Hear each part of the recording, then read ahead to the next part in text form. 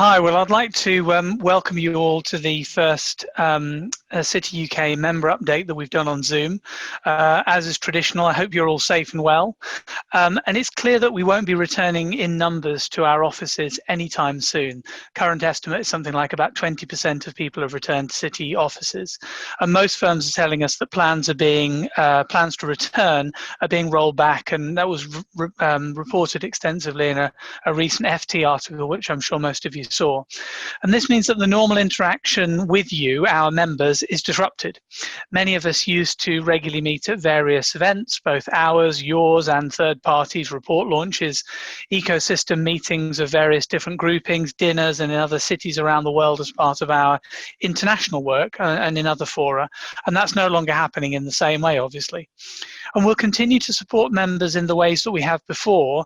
Each of you will know, have a dedicated account manager, and if you don't know who that is, then please contact me and I can make sure that they contact you and regularly keep you up to date on what's going on in the City UK. However, what we also wanted to do was start a process of keeping you updated and making sure that you heard directly from the City UK on the work that we're doing on your behalf. We've arranged this meeting to follow close on the heels of our board strategy away day that has informed the work that you'll hear about later, and that happened yesterday. The only other member of our exec group that you won't hear from today is Emma Reynolds, who recently joined us as the Managing Director of Policy, Public Affairs and Research. Prior to joining the City UK, Emma was a Member of Parliament for Wolverhampton North from 2010 until 2019, and during that time she held various shadow ministerial positions, including Shadow Secretary of State for Communities and Local Government, Shadow Housing Minister and Shadow Europe Minister. Emma was also a member of the House of Commons Health and exiting the EU select committees. And Emma has already had a significant impact on our work, and we hope that you'll be able to meet her soon. Philip Jones, our Head of Policy, who many of you have already met and who will know, will be presenting on Emma's behalf. So we look forward to answering your questions. Please send them through, and we look forward to getting a chance to answer them later in the meeting. And with that, I'd like to hand over to our CEO, Miles Sellick, who will talk first. Marcus, thank you very much for that. And I'd just like to echo Marcus's welcome to everybody to this slightly experimental event. But we very much look forward to setting out, as Marcus says, what we've been doing on members and the broader ecosystem's behalf, and to hearing questions. And this is a format that I'm sure we'll fine tune and develop further over time.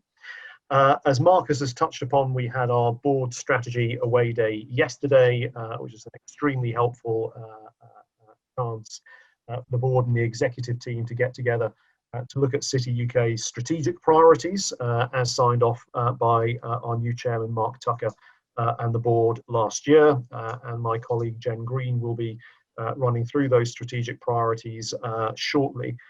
But also an opportunity for us to look at the work that we've been doing on two key issues that Marcus has already touched upon and alluded to.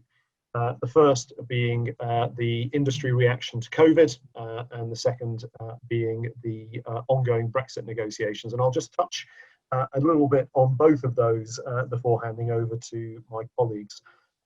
On COVID, the City UK has really had three key priorities.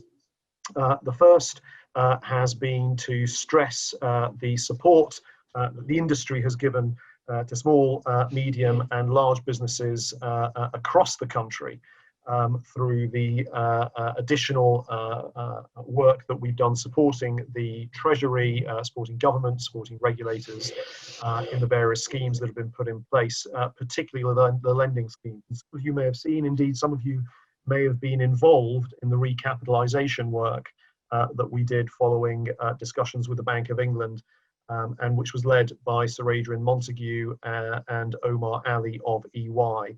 And you may be aware that the key challenge that we were seeking to address there was to ensure that there was a recognition of the unsustainable debt burden that companies will be labouring under as the recovery begins to come through. Which we estimate as being in the order of 67 to 70 billion pounds, and that will act as a drag on the recovery and on companies that may potentially have been completely viable, economically viable were it not for the additional debt they've had to take on for cash flow purposes and other purposes to get through the crisis. So we were very pleased to see that in the Chancellor's announcement last week, in the winter economic programme that was set forward, that there was a proposal for a pay-as-you-grow scheme. That will buy time and space for these companies. It will extend the amount of time that they will have to repay. It doesn't fundamentally address the recapitalisation challenge that lies beneath this, so it's a partial win. As one of our board members put it, it's a pat on the back but no cigar for Treasury, but nonetheless we'll continue to engage with government and to keep a very close watching eye on this. The second area is around the future of the industry and the role that it plays in the recovery, and that's around the work that we're doing on what we currently are calling our ecosystem recovery plan, and we'll be hearing more about that from my colleague Philip Jones a little bit later. And then the third area of our priorities on COVID has been the desire that we have as a very internationally facing industry and a very internationally facing country, outwardly facing country, to ensure that what we see as a result of COVID isn't a growth of protectionism, of isolationism, of market and regulatory fragmentation globally. And that is something that we've been working on in conversations with government, with parliamentarians in the UK and abroad, and through other bodies such as the Global Coalition of Service Industries and the World Alliance of International Financial Centres, stressing that ours is an industry that can best benefit customers when international standards are high and international coordination is as great as possible. That leads me on to Brexit, where we've been doing a huge degree of work on the consequences of the United Kingdom leaving the European Union. That has been led by a number of people through our committee structures, including Sir Adrian Montague and Michael Cole-Fontaine, and I'm very grateful to them and to others who've put a huge degree of work into both preparing for the UK's departure, working on the onshoring, working with the authorities in the onshoring of the acquis into UK law and dealing with the inoperables that were part of that, the elements that couldn't be easily transposed or automatically transposed from UK into UK law from the EU. But also what we're doing at the moment is setting out, firstly, that however bleak the talks may look from time to time, that this industry is highly supportive of a deal, that is in the best interests of the country, the best interests of customers, and the best interest, I should stress, of customers across Europe, that reducing or minimizing friction and barriers to trade is something that we will all benefit from. Clearly, unfortunately, the politics have been in the driving seat in the talks on both sides, but we've continued working with others to make the case for the economics and the commercial consequences of this to be understood as widely as possible and to feature in the talks as widely as possible, but also to engage with government and regulators in the UK, firstly to stress the need for high standards, the highest standards in the UK post-Brexit when it comes to regulation and supervision, and also to work with them as they design what the future UK framework on regulation and supervision will be.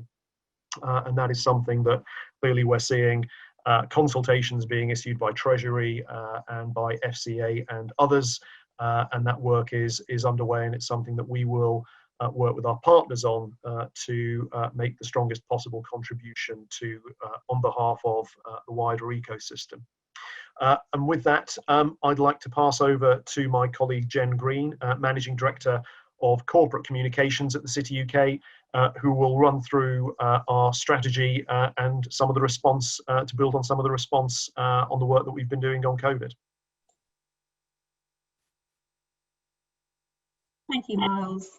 As Miles mentioned, I thought it would be helpful to run briefly through the renewed strategy that we've been implementing across the year. As Miles noted, a strategic review was commissioned by our then new board chairman, Mark Tucker, last year, and overseen by the board, and was developed to ensure that as we enter our second decade, as an organisation, that we have real clarity of purpose and strong governance across all of our committees and work, that we continue to focus on the priorities of our members and the areas where our cross-sectoral remit has the greatest impact, which is one of the benefits of the organisation working across the ecosystem, and also working well with partners across the industry where our agendas align. So as well as members and stakeholders, that's also our trade association members and in particular the City of London Corporation. Many of you are going to be very familiar with some of the details of the strategy. Hopefully you've had conversations with your account managers and have been engaged in a number of the work streams. But as a reminder, our strategic priorities are the future UK-EU relationship, which Miles has touched on already and is obviously reaching a climax currently. The international trade and investment agenda, which my colleague Wayne Evans was due to discuss, but I think he's having some technical issues. So if he doesn't make it onto the Zoom call, then I think Miles will probably pick up and cover some of those points. Obviously an enormously important agenda given the focus on bilateral trade and investment deals from the government and the opportunity to set those going forward post-Brexit. Trust and reputation, which is, of course, sits at the heart of everything we do and was fundamentally one of the reasons that the organisation was established over 10 years ago. The UK regions and nations is another core priority. Now, this is a programme which continues to grow in prominence, particularly against the backdrop of the government's levelling up agenda, which will remain a complete priority post-COVID and is well supported by our network of city chairs right across the country. Long-term competitiveness is another area. This has obviously been largely dominated this year so far by our response to the COVID-19 pandemic. Essentially, you know, the way that the industry can support the UK economy to recover is going to be absolutely fundamental to its long-term success, and Philip will touch on some of that later. And then there's sustainability, which is a really important theme, which essentially cuts across everything that we do. So I'll be more than happy to go into a bit more detail about that later on, but that's a summary of the key areas that we are focused on as per agreement in the strategy. As I mentioned, we're working really closely with the City of London Corporation across all of these areas, which is a fundamental piece of feedback that we receive from members, even more than we ever have done previously. We're running a joint programme of activity and co-secretariats across most of the committees that we run, producing joint papers and submissions. And 9 months in, I think it's fair to say that while we recognise there's still much to be done, the benefits of the new strategy are clear, and the feedback has been largely positive. We discussed this at the Board Strategy Away Day yesterday, and as Miles flagged at the beginning, you know, comments are very positive indeed, particularly around the ongoing relationship with the City of London Corporation and members across the industry to ensure we're streamlining what we're doing on your behalf. So as I say, there's much more I could go into, but I think I'll certainly be pushing my time slot if I do.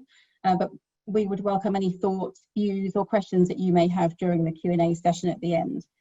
As Miles mentioned, I was going to touch on recap, but I think he's probably covered the majority of areas to focus on there. But I would only just highlight the unprecedented scale of that project and bringing together more than 200 senior practitioners from 50 firms across the industry to, you know, really press an important and impending challenge around unsustainable debt for SMEs. So, you know, it's a massive project and one that was kicked off from a conversation with the Governor of the Bank of England. And, you know, as Miles mentioned, while we have had what we might term as a partial win, we'll certainly keep a watching brief on that as we go forward. Thank you. Marcus. Thank you, Jen. That's brilliant. And as Jen mentioned, Wayne is having some problems getting onto Zoom and getting connectivity today. So I'm now going to turn to Miles and ask Miles if you could cover the international and trade and investment work that we do. Sure, thanks very much, Marcus. So international trade and investment is one of the core elements of the City UK's activity, as Jen set out earlier, and it's something that has only become more and more important as the UK has gone through the process of leaving the European Union and as a result developing its own independent trade and investment policy. And we've been working closely with the UK authorities in supporting that activity, and that falls into a number of categories. So it is led through our International Trade and Investment Group, which is currently chaired by Sean McGovern of AXA XL, who will shortly stand down to be replaced by Edward Graham of Freshfields. And beneath our International Trade and Investment Group, we have the Liberalisation of Trade and Services Committee, led by John Cook, one of the UK's most experienced voices in trade policy, which engages with organisations such as the WTO to advance that agenda in terms of developing services as part of the engagement around trade policy. And services is something that has been for a very long time an underdeveloped element of trade policy. And given that the nature of the UK economy is that it is 80% services, that the EU economy is 70% services, and as that you look at developed economies, or developing economies I should say, there is an almost exponential growth in services consumption as they move up the development curve. This is something that is a potential huge area of growth and opportunity for the UK industry, and really underlines the role of the UK industry as a national strategic asset in exports and prosperity. In terms of some of the specific work that we do, that is led by a series of market advisory groups. These are normally led by senior industry practitioners with experience in trade and made up of members who have a particular interest in trade in a specific geography. So to take a recent example, our Japan Market Advisory Group, which is led by Sir David Wright, was instrumental in feeding industry contributions into the UK-Japan FTA discussions. And from what we've seen of the progress that's been made in that particular FTA, particularly on financial and professional services, we feel that that input was both useful and also listened to. And so we see this as a terrific platform and template to take forward the work that we're doing on the market advisory groups. We're just being joined by Wayne Evans, but instead of dropping him in at the deep end, I will wrap up on this section for him. We're also doing a lot of work in other key markets such as Switzerland, where we've been cooperating with Economy Suisse, their version of the CBI, to take forward the financial services aspects of the work that the UK and the Swiss governments are doing on future economic relations between our two countries. And we're very optimistic of progress on a mutual regulatory recognition deal between the UK and Switzerland over the long term. And we're also doing a great deal in other markets such as China, the United States. Today we've been making progress on the deepening relationship between India and the UK. So this will continue to be a major area of focus for us. We will do that through the work that we do through the MAGs, but we will also continue to do that through the close cooperation that we have with our partners and colleagues over at the City of London Corporation, other partners in the UK, working closely in terms of pushing the importance of regional centres in the UK as really important areas of growth for international trade in financial and professional services. And it is worth bearing in mind that 50% of the UK's exports from our industry, which is the most successful exporting industry, come from outside the M25. And we will continue to partner with international organisations and international counterparts on this agenda as well. So with that, thank you very much, and I'll pass you back to Marcus. Thank you, Miles. That's fantastic. And we'll get a chance to hear from Wayne during the panel session when he'll be there to answer questions later on. I'd now like to turn to Philip Jones, our Head of Policy at the City UK, who's going to talk about the Ecosystem Recovery Plan and where this sits within the strategy elements that we just heard about. Philip, over to you. Thanks, Marcus. Good afternoon, everyone. It's good to see some familiar names, if not faces, on the list of attendees. So I hope you're all well. And as Marcus said, we've been focusing on aspects of the recovery, economic recovery from COVID-19 and what we can do around that. And the main thrust clearly has been, to date, has been the recapitalisation project. And I think what that has really shown, as Jen has given a flavour of really how much the industry contributed to new thinking and how accelerated that was in terms of our ability to actually provide input and offer solutions to Treasury and to other government stakeholders, and also regulators, including the Bank of England. So I think that's very much a blueprint for what we want to try and do, thinking about the overall industry contribution. So, the piece of work that we're terming the ecosystem recovery plan, it's really more about what the industry can do for the UK economy rather than thinking about what the UK can do for it. It's been termed, the industry's JFK moment, if you like. And that will really be thinking about, the role this industry can play as part of the solution, in contrast to, perhaps what people think about was the last global financial crisis, where financial services was obviously characterised, and rightly so in many cases, as being the problem. So we certainly want to be part of the solution and part of the debate moving forward in terms of action and advocacy around what this industry can do. So we've been having a lot of discussions with members around this, and what we can see, from some of the evidence that we've gathered from those discussions, but also, economic and political societal impacts, is that, this crisis, as many others tend to do, they've accelerated some pre-existing economic trends. The pressure, for example, on the public purse was already there. We're already concerned about how the government was going to find the necessary funds to fund its budget plans in March 2020.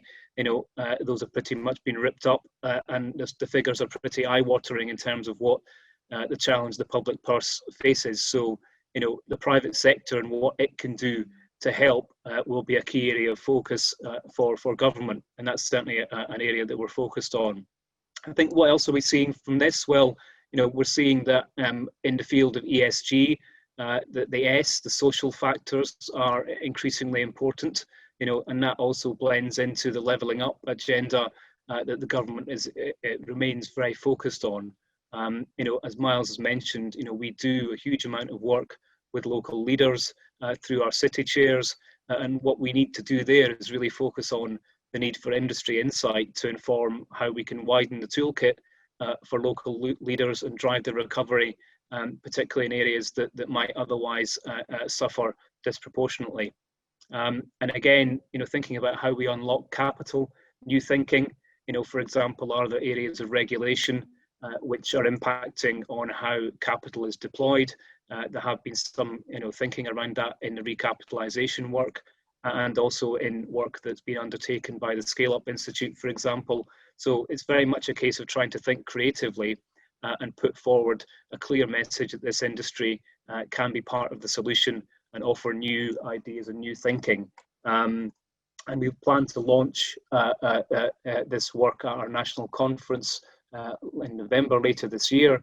But it's very much the start of the debate and conversation, because clearly events that we can see happening here in the UK now and in other places, suggest that we are in for a long ride on this, and that means that we need to be working both in the UK but also internationally, and focused on the long term. And again, that's where this work will blend into the work of our long-term competitiveness group that was mentioned earlier.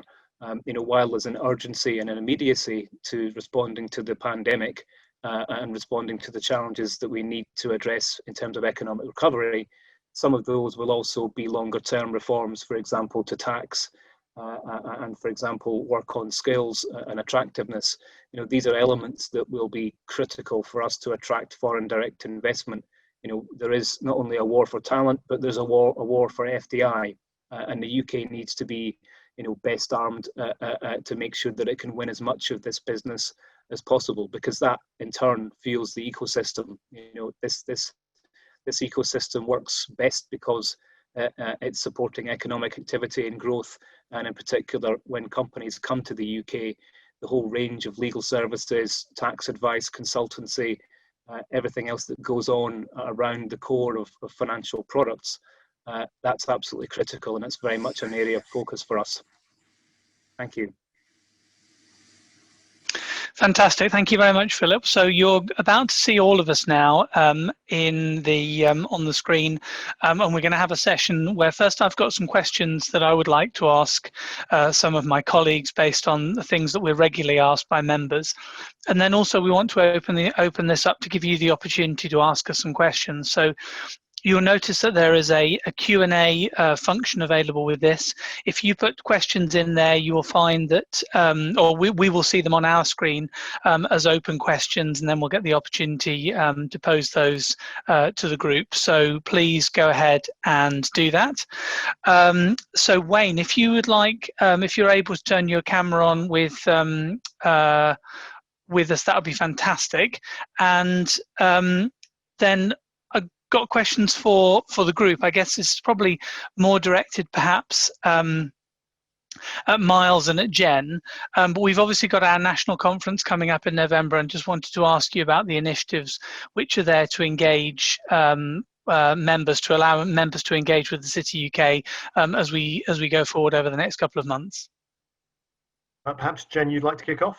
Yeah, very happy to. So as Philip mentioned as well earlier, we'll be holding our very first virtual national conference this year between the 17th and 19th of November. So instead of having it on one half a day, which is what we've done previously, we'll be holding a series of sessions over 3 days. So it gives people a lot more opportunity to dip in and dip out a wider variety of themes. So each day we'll focus on a different theme, and we'll be having a variety of keynote speakers and panel sessions, and in conversation with chats with stakeholders, industry practitioners, and as Philip mentioned, we will also be using that as an opportunity to launch our ecosystem recovery plan, which is currently everyone's kind of head down working on at the moment.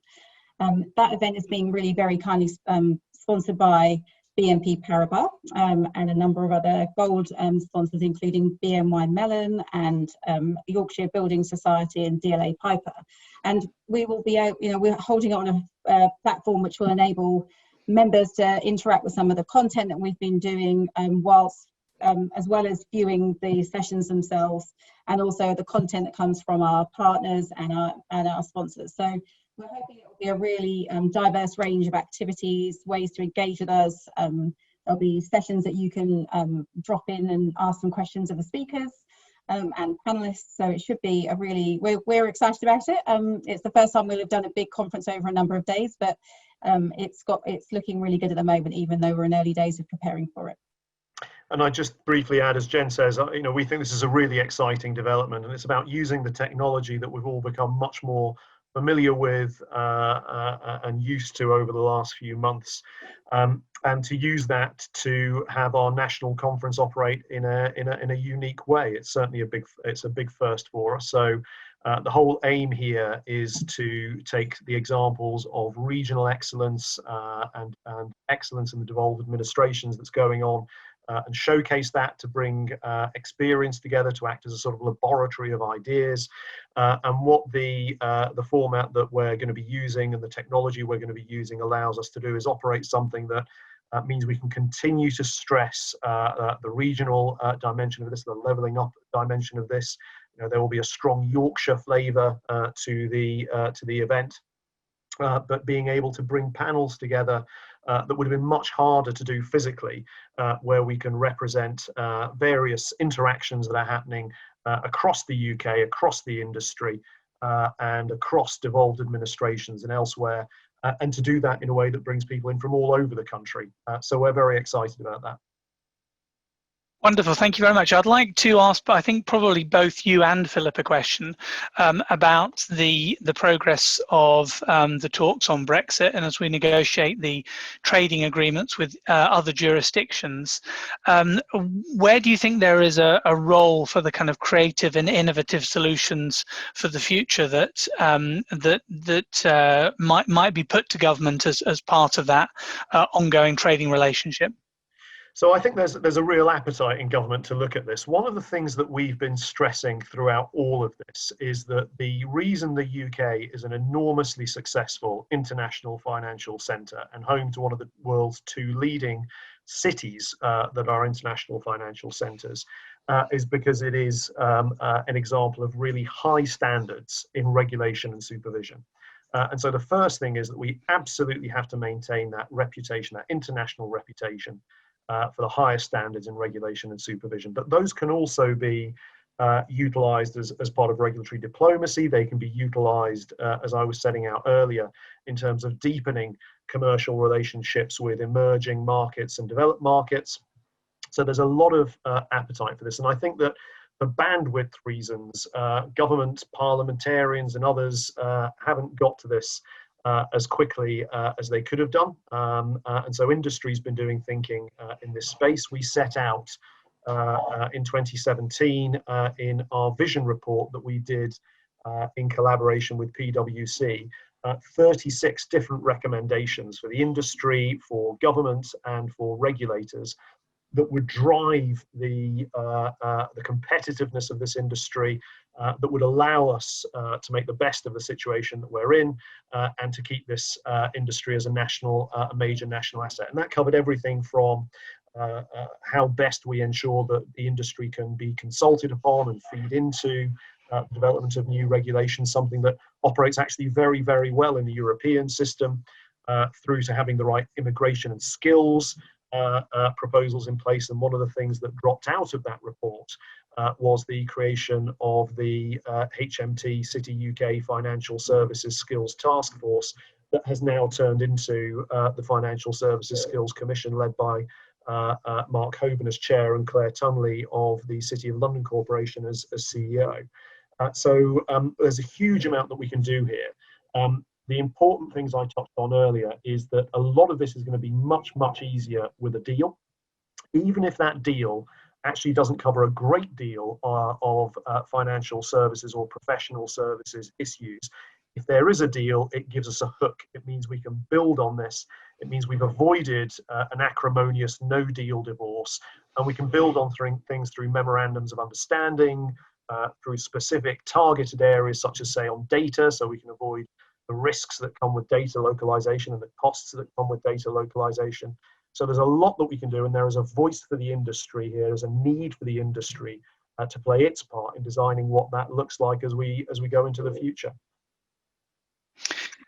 Thank you, Miles. And Philip, Miles mentioned their immigration, and we did a report fairly recently updating some work that we'd done a couple of years ago. How do you see immigration being affected in a post-Brexit world, and what do you think the role of the industry is in trying to get some of the asks that will be essential for maintaining that wide and diverse international talent pool that we have here in the UK?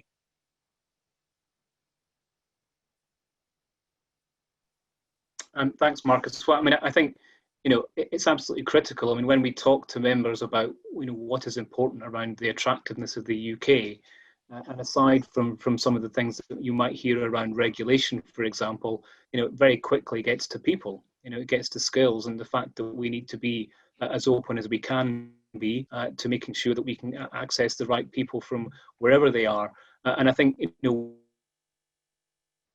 we in 2018 put forward some recommendations around how the system could be enhanced and improved, make that simpler and more effective, but also enable better skilled people to come to the UK more easily. And a number of those recommendations were accepted by government and put forward in the new policies that's been put forward by the government. The latest report is very much focused on looking to the future around trade agreements and what mobility arrangements can be within those. And I think that's an interesting point for us, because while we, many of us have not been particularly encouraged, shall we say, by the progress on the UK-EU front, that doesn't mean that we haven't had, great ambition and great promise from the kind of discussions that we're having with other countries. So it's very much a case of, we're doing what we can to get the very best out of the EU process, while recognising that, as Miles said, the politics have dominated and meant it's been a frankly frustrating process for everyone. But when we turn to looking at dealing with the Swiss, dealing with the Japanese, with others, there's very much a great opportunity for us to build services at the heart of those agreements, to expand what we're doing, and obviously mobility and getting access to talent is at the heart of that. So, I think we've got a great opportunity to build on, and this work gives us a really good platform to do that from. Thank you. And Wayne, I just wondered if I could turn to you now, because obviously one of the, Philip mentioned earlier on the importance of foreign direct investment, and one of the countries which has invested most into the UK is the USA, and obviously they're now going through their election process for a new president. I wondered if you could just tell us how you see the US election impacting international trade and investment, not only with the UK, but also more widely with Europe in that kind of EU 27 as well as the UK.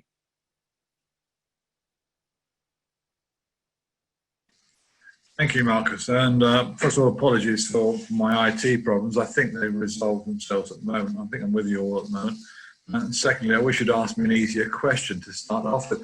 I think a lot of the trade with the US is going to obviously depend on which person wins and which of the two candidates wins. But at the end of the day, business goes on. Business and trade carries on. And what we need to watch out for, and this is not just in our relationships with the US, but it's in global regulation, is the increasing tendency, and I think this is probably encouraged by the COVID crisis, for a bit of protectionism creeping into relationships, and a bit of we're going to put our country first. Now, obviously, if Trump gets elected again, that's going to be an issue for all of us, because he's going to put America first in all his negotiations. But overall, I think at the end of the day, the US has to trade with countries, we have to trade with countries, and we have to find a way around doing that. Now, there's going to be a bit of give and take, and what we've seen in some of the EU negotiations carrying on, the UK EU negotiations it looks like there's going to be a bit of give and take from both sides. So I think overall, obviously, and I'm not going to go into US politics, that there are better opportunities and worse opportunities for us, depending on who wins. But overall, the relationship will carry on. And the beauty of the industry that the TheCityUK represents is that we are global leaders. We are global leaders in financial and related professional services, and it's not just that's not just recognised by the US or the EU. It's recognised by all the partners that we deal with.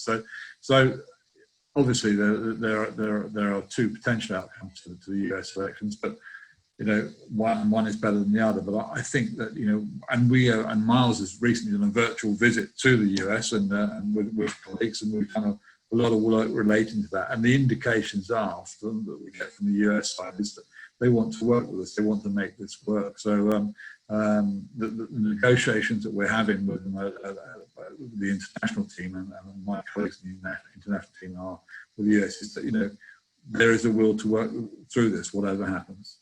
Yeah, and I guess this is a question for both you and for Miles.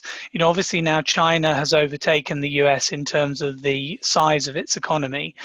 And normally what follows on from that is that kind of position of the country with the world's biggest economy being the kind of holder of the reserve currency and obviously that's a slow process. It happens over several decades.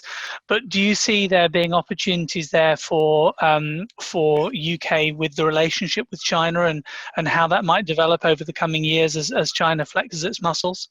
So just on a point of pedantry, there's definitely a debate out there about whether or not China has overtaken the US as the world's largest economy. One thing that I always find fascinating is that actually, if you look at the proportion of GDP, global GDP, held by the US, it's actually greater today than it was 30 years ago. So in 1990, the US was 20% of global GDP, and today it's 25% of global GDP. China has obviously grown as well. Depends on if you look at it on a purchasing power parity basis or on a nominal basis, but also there are all sorts of economic forecasts out there that you can take depending on your tastes or your preferences as to whether or not China will ever potentially overtake the US. So some forecasters think it's a certainty, some don't. So That's just as a piece of background. The US remains the world's most open international financial system alongside our own. The international financial trade that goes between the US and the UK is the greatest in either direction in terms of any single country. Obviously, the trade between the UK and the EU as a single market in financial and professional services is greater, but that's really dominated by 3 countries in particular. China, I think there is a huge opportunity for both the Chinese and the UK in terms of the future financial relationship. And just to pick 2 areas, China is a country that is at the forefront of the global battle on sustainability and climate change. They have been absolutely pushing issues such as green infrastructure, green bonds, looking at entire green cities. And that is somewhere where the UK financial and professional services industry has enormous expertise and enormous experience. And you would have thought that it is an area that could be built upon. And I think there's a lot of appetite on both sides to explore that further. And then another area where I think there's an expertise that the UK has long had, where again we could work ever more closely with the Chinese, is on the challenges of an aging population. So China has the world's largest population. It's also got one of the world's main aging challenges in terms of the way that the population profile, demographic profile in China operates. And in the UK, we have arguably more than any other country built a fantastic private sector capability to support people through retirement and help them with long-term savings. That is what we do. We have the world's 4th largest insurance market here in the UK. And a large part of that is built on life insurance and the annuities markets and the work that companies have done in that space. So that is another area where UK companies have been making real headway in China. And that's before I get into issues such as fintech, the ongoing cooperation on a regulatory and supervisory basis between the UK and China. So I think there's a huge amount that we can do in addition to what we're doing already. And that is both there are short-term possibilities here, but also long-term priorities that we can develop together.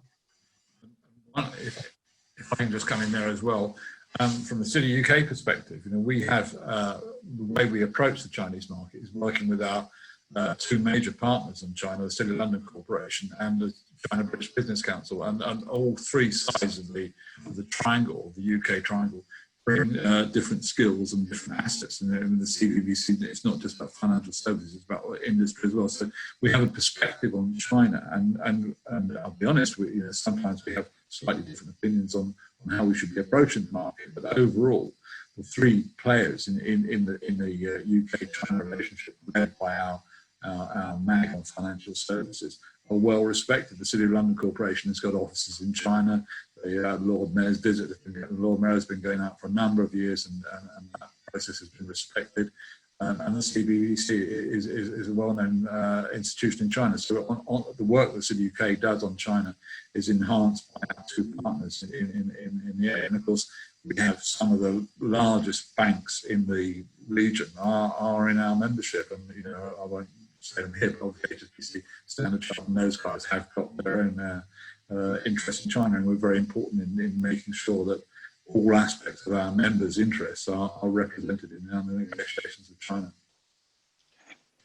Thank you. And just turning back more to the kind of domestic agenda, obviously, as well as Brexit, as well as the changing geopolitics, we've had the COVID crisis and what that's doing to the UK economy. I know, Miles, back when the government came in last December, probably the biggest banner policy that they had, which I think is widely accepted to help them to win so many of those red wall seats, is this agenda of levelling up that the government came in on. And I just wonder if you could sort of talk about whether you think COVID-19 has impacted the levelling up agenda, and how you think it might have accelerated or decelerated the progress of some of those regions and nations in the UK?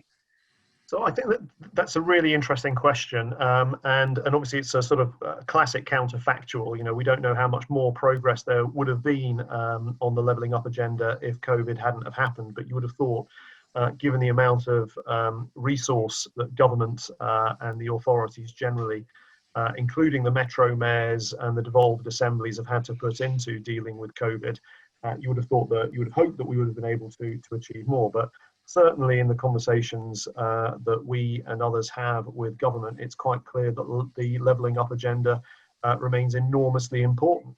And the great thing is that it is quite clearly a cross-party initiative. You can see this in the conversations that people have and the statements that you see from the opposition side as well. So I don't think this is a policy that is going away anytime soon. What I think COVID might act as, and I think at the moment it's a little unclear as to whether or not this is where we'll end up, but my own view is it may well be this, is that it acts as an accelerator for a lot of trends that we've already been seeing. So there are 2.3 million jobs in our ecosystem.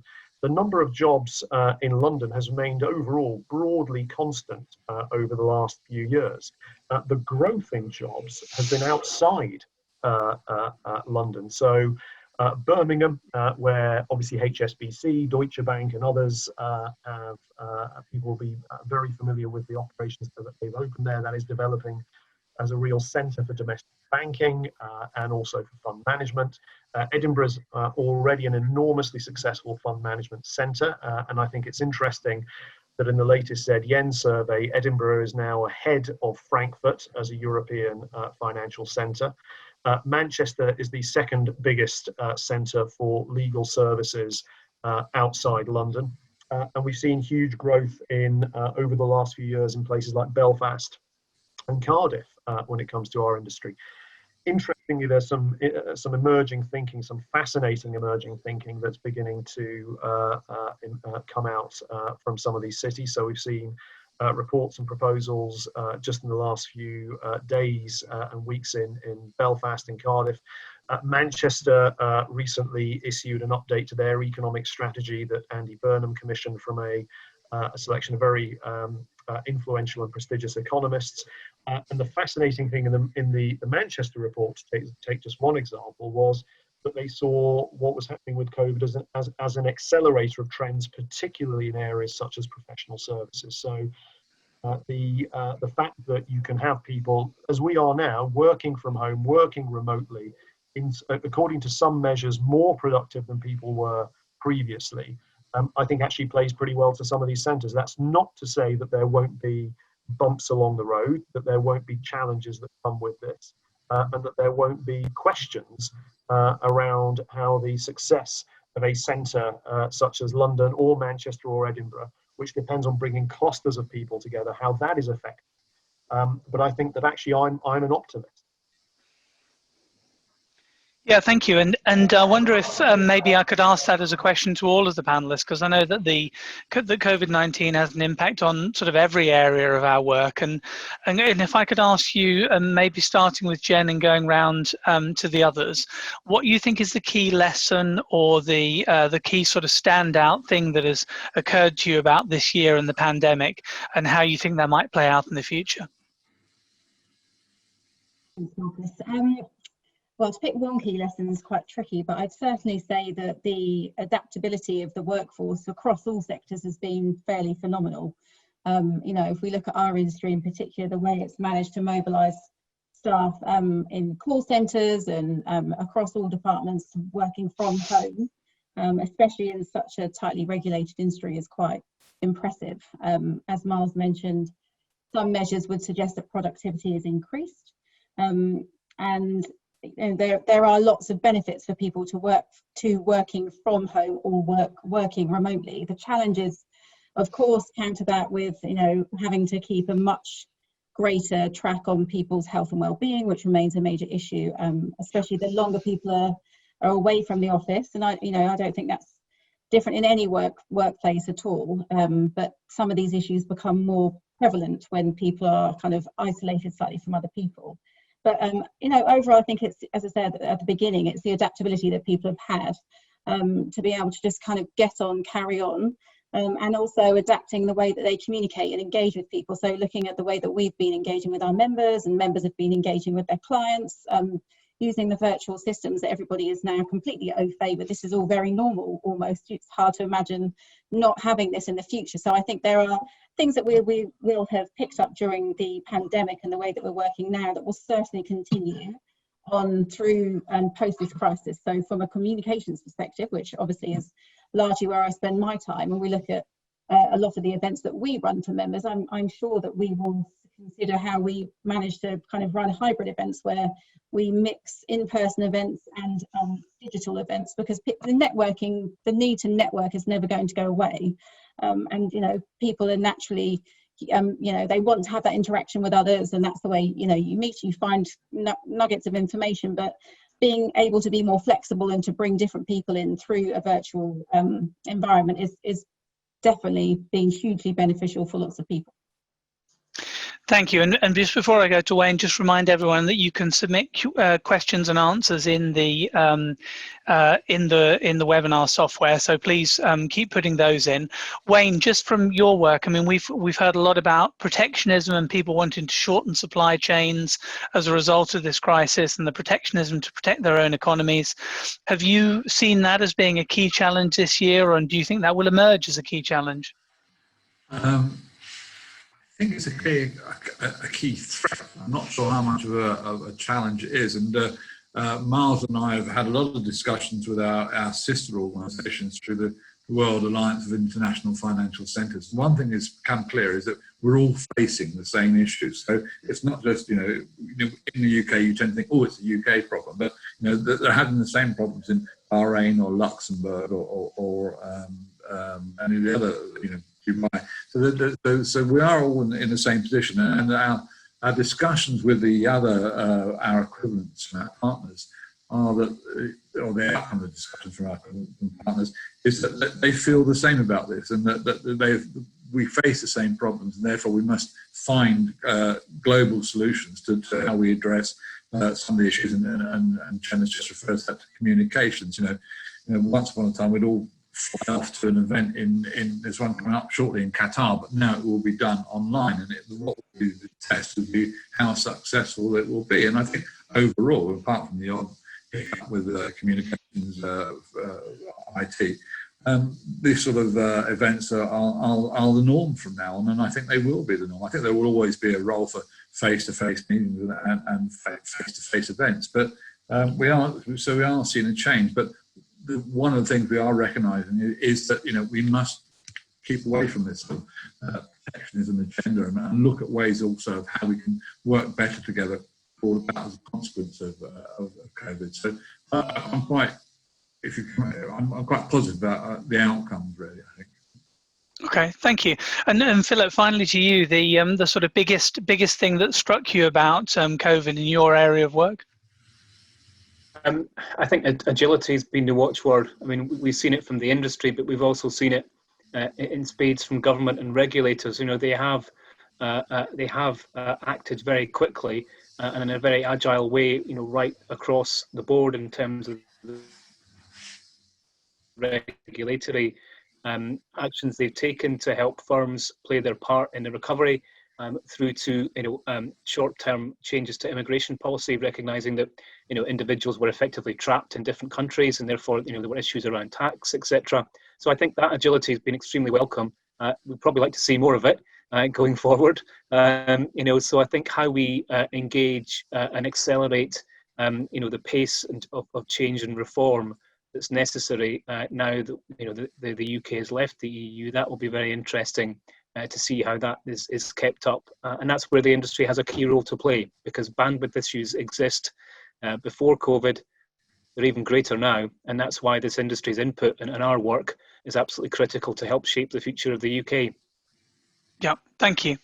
Brilliant. And as we start to draw things to a close, I wonder, Miles, whether we're sort of coming up to that critical point where any potential deal that is going to be struck between the UK and the EU 27 will need to be struck and need to be signed off by all the parties that have an interest in this.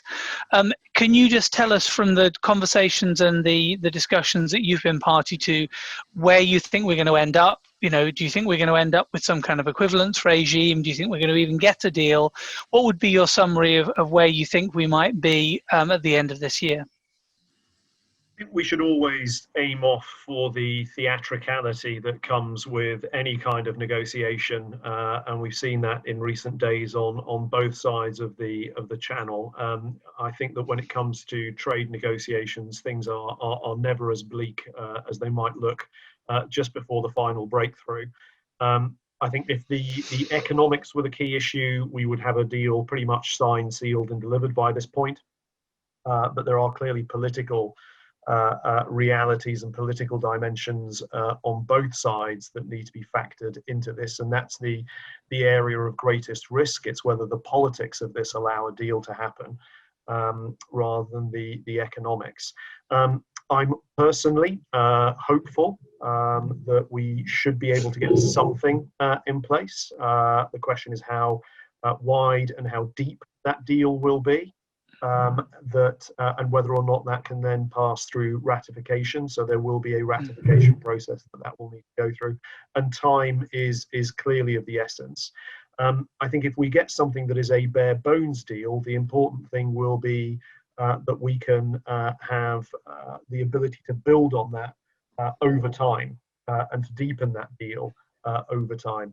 And I think what will be important, and I can't speak ultimately for the European Union, but what will be important on the UK side of things is that the UK remains open. It remains an example of free, open, liberal markets, that it is open and attractive to international business and international investment. And that should be the approach that the government takes, and that will be the approach that City UK will continue to urge all parties to these talks to adopt.